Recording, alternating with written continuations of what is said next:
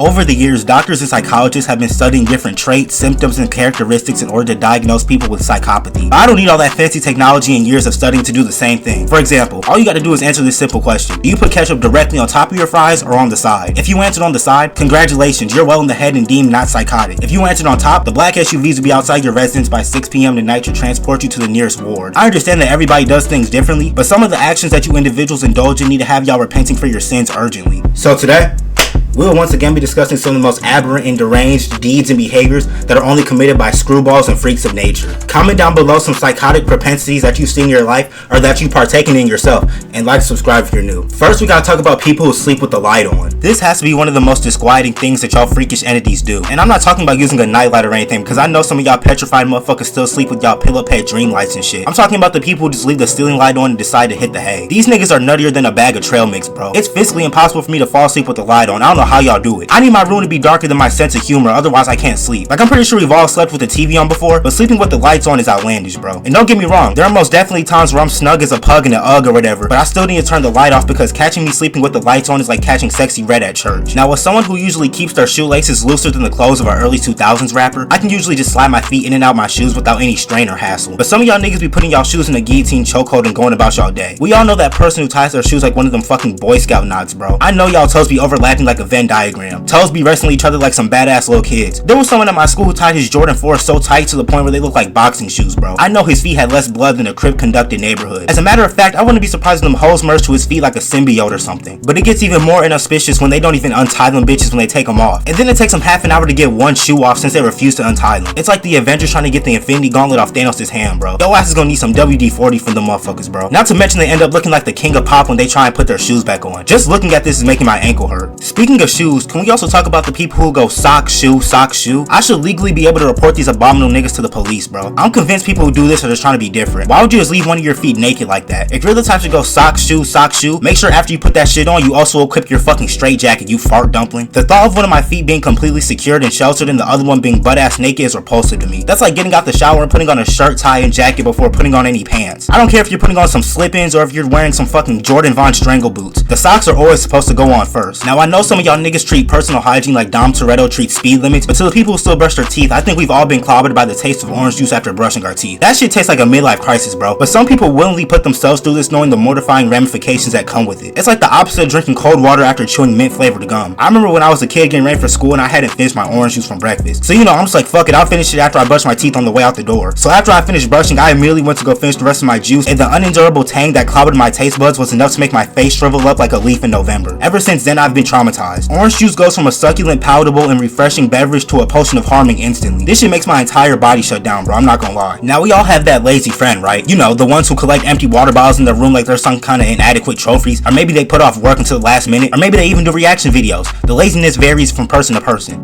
And I'm not gonna sit here and act like I haven't committed some of those slothful deeds myself, but one thing I can comfortably say that I've never done is eat cold or frozen pizza. This is one of the most demoralizing and distasteful things that for some reason society is deemed normal. I don't care how lazy or hungry I am, I would never sink my teeth into some frigid ass pizza. I hear people all the time talk about cold pizza is so much better than fresh pizza, the sauce is so much more flavorful, the cheese just sits firmly on top, me hoy me yoy. I don't care what flavors get enhanced by eating cold pizza, you would never catch me doing that shit. Niggas be trying to tell me that it tastes better when you wake up in the morning and eat it for breakfast. My nigga, I don't care if you eat that shit for breakfast, lunch, dinner, a fucking appetizer. Cold pizza should never be advocated for human consumption. Motherfuckers really wake up and decide to eat an oversized Lunchable. Y'all disgust me. I also denounce people who eat their pizza crust first. Why on God's green earth would you eat the pizza handle first? Now, I'm not one of those people who just leaves the crust on my plate looking like a paleontologist's workshop, but when I was younger, I loved sharing my pizza crust with the garbage can. I'm too damn old to be leaving the crust on my plate like that, bro. But if you exclusively eat the entire crust first, you need to be euthanized. And I dare ask the question, how are you gonna hold the pizza now? Like this? Your hands are gonna be greasier than a diesel mechanic's. Now we gotta talk about people who read the terms and conditions. We obviously know that attention spans in the year 2024 are about as long as the line at Arby's, but even before TikTok started plaguing the minds of millions, I had never encountered someone who actually read the terms and conditions on anything. I'm gonna be honest, bro, I be treating that shit like a fucking cutscene. I know the FBI agents in my phone be pissed on me reading that bullshit. Like literally in the middle of the paragraph, it could say, by selecting agree you consent to spending the next 72 hours with Sean Combs, and I would be fucked, both literally and figuratively. These companies be incorporating these Percy Jackson ass conditions and think that I'm about to spend the next half hour reading that shit. I'd be mad as hell if I was a nigga who had just typed up that Shakespearean ass indenture just for 90% of society to skim over that that shit like they're studying last minute for a test or something. Now y'all might try to call me out of this next topic, but just hear me out. I can't trust people who walk on top of storm drains. I don't care how old I get, I will always sidestep that motherfucker like I'm Jason Tatum. Y'all think I'm about to have a slumber party with Pennywise in the gang? I fuck around and walk on that super gay and I get airdropped to the Ninja Turtles or something, bro. Ever since I was young, I always avoided walking on those motherfuckers, bro. I don't know what it was. Maybe I thought I was gonna make the gatefall or something, I don't know. I guess it was almost like when people avoid stepping on cracks because they're scared they're gonna break their mother's big blubber buffalo built backs. And please tell me I'm not the only person who grips their phone or keys like it's Thor's hammer when they walk by one of these things. You know what I'm saying? Firmly grasp it. But at the end of the day, if you voluntarily walk on sewer gates or storm drains, you need to be detained immediately. Cause I'll be damned if I walk over that motherfucker and fall through on some Wile E. Coyote shit. If you got the cojones to use a public bathroom, then I'm 90% sure your Thanksgiving plate consists of chitlins and raisin-infused potato salad. Now let me be clear, I'm not talking about going to take a whiz or anything like that. I'm talking about the niggas who blow up the bathroom like the Death Star. I think by now it's common knowledge that the average bathroom is a cesspool of filth, smut, and detritus. There's probably thousands of new bacteria and life forms spawning in that motherfucker as we speak. Seriously, bro, some of the bathrooms I've been in have been dirtier than EDP's search history. Just breathing in the air could probably contaminate the lungs of the average being. I'd rather take the chance of leaving a Hershey's explosion in my underwear and driving home than using a public bathroom. I just think these people have no regard for their well-being or the safety of others. And don't even get me started on those gas station bathrooms. Them objectionable motherfuckers are straight from the pits of hell. I'm pretty sure the custodian just wishes upon a lucky star or something, because there's no way they're putting in any type of effort into cleaning that pigsty. A lot of those bathrooms are beyond salvation. Every time I go in there, it looks like an R. Kelly wet dream in that motherfucker, bro. Niggas was walking there blindfolded and just start letting loose. But the icing on the cake is when people start walking out the bathroom without washing their hands. Well, I guess it's not really icing on the cake, more like flies on a hunk of shit, but you get the point. There's been an abundance of times where I've witnessed people come out of the stall and saunter past the sink like a casual day at the park or something. I don't get how you can be a grown-ass individual still not wash your hands after using the bathroom. I remember when COVID was actively taking over humanity, hearing people say, yeah, now I gotta make sure I wash my hands after using the bathroom. You what?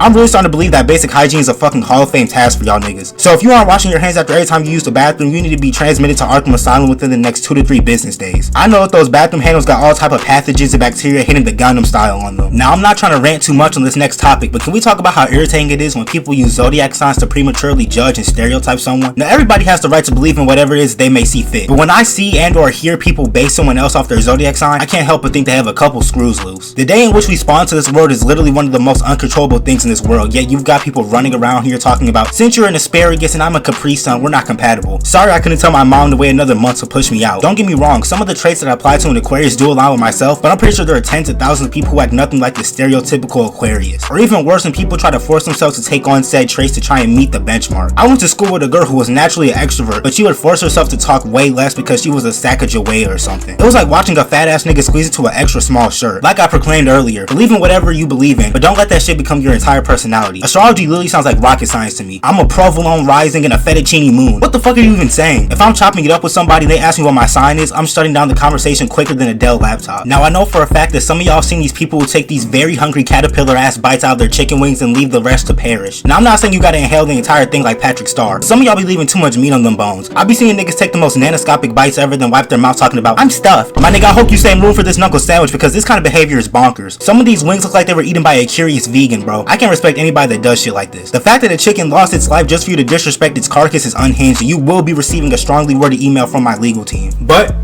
I think that's gonna wrap everything up for this video, man. Comment down below some psychotic propensities or instances or scenarios that you've seen in your life or that you may have done yourself. Like, subscribe if you're new, join the family, we going crazy. 2024 takeover is in full effect, baby. But with all that being said, I hope this video finds you in good spirits.